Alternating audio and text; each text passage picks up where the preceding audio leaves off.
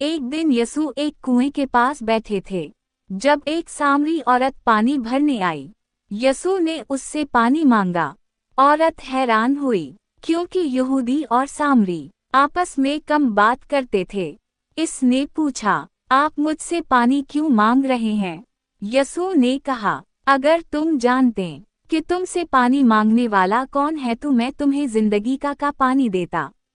औरत ने हैरान होकर जवाब दिया, जनाब, कुआं तो बहुत गहरा है और आपके पास पानी निकालने के लिए ना रस्सी है ना डॉल।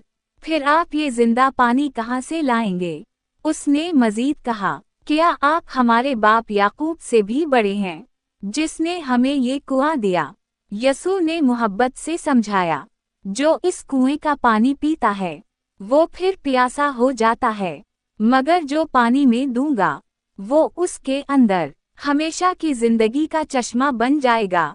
औरत ने कहा, मुझे ये पानी दें ताकि मुझे प्यास ना लगे।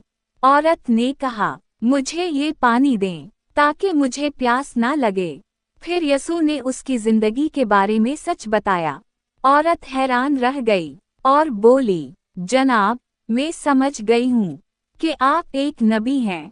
वो शहर गई और लोगों से कहा, आओ और एक ऐसे शख्स को देखो जिसने मेरी जिंदगी बदल दी। ये कहानी हमें सिखाती है कि यीशु दिल की प्यास को हमेशा के लिए मिटा देते हैं। अगर आप मजीद बाइबल कहानियाँ चाहते हैं तो चैनल को सब्सक्राइब करें और वीडियो को लाइक, कमेंट और शेयर